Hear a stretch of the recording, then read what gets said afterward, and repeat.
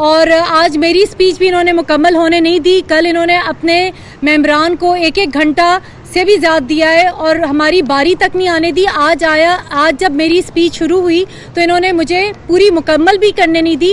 میرے بہت important issues جو تھے, جو صوبے کے ایشوز ہیں, وہ رہ گئے تھے. سندھ کے بچوں کے اوپر میں کافی بات کرنا چاہ رہی تھی. میں تمام تصاویر لائی تھی, ان تمام ان کے ضلعوں کے جو اسکولز ہیں جس طرح وہ برا حال ہے, ہسپتال جس طرح بدحال ہیں, اور انہوں نے میری اسپیچ کو کاٹا. اور پورا وقت یہ پچھلے 5 دنوں میں نازیبا الفاظ ہماری لیڈرشپ کے, ہماری قیادت اور طنز بات ان کے پاس کچھ ہے نہیں.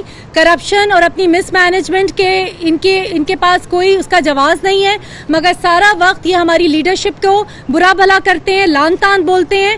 اور آج اسپیچ کرتے ہوئے ہیٹ آف دا مومنٹ میں میرے لیے جہانگیر صاحب کے لیے ایک بڑے ایسے الفاظ نکل گئے جس سے میں خود اس کی معذرت خواہ ہوں, کیونکہ جہانگیر صاحب کی میں بہت عزت کرتی ہوں.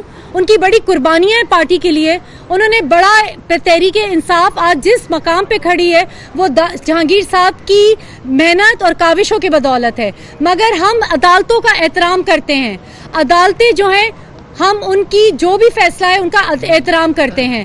اور میرا مقصد کہنے کا یہی تھا کہ اگر عدالت کا کوئی فیصلہ میرے بارے میں ہے یا ہماری قیادت کے بارے میں ہے یا کسی کے بارے میں ہے تو ہم اس کا احترام کرتے ہیں. اور ہم سمجھتے ہیں کہ کرپشن کی ڈرائیو اور سلوگن پی ٹی آئی کا ہے, تو اگر کسی کا بھی کوئی فیصلہ ہے تو ہم اس کو سر آنکھوں پہ لیتے ہیں اور ہم ہمیشہ اس کا مقابلہ ڈٹ کے کریں گے. تو میرا مقصد کسی کی دل آزاری یا کسی کی طرف پوائنٹ آؤٹ کرنا نہیں تھا, مگر جس طرح کے وہاں سے چینٹنگ ہو رہی تھی اور جس طرح قیادت کو برا بھلا کہا جا رہا تھا, میرے منہ سے ایک ایسی بات نکل گئی جو کہ میرا خیال میں نہیں ہونی چاہیے تھی.